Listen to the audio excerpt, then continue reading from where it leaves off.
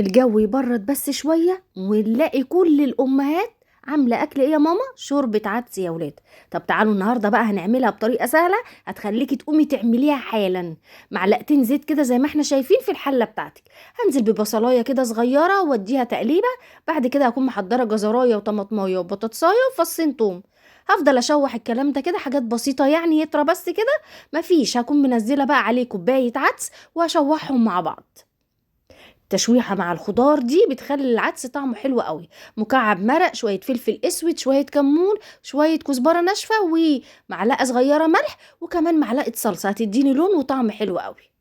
هحضر بقى المية السخنة بتاعتي واحط كمان نص معلقة كركم.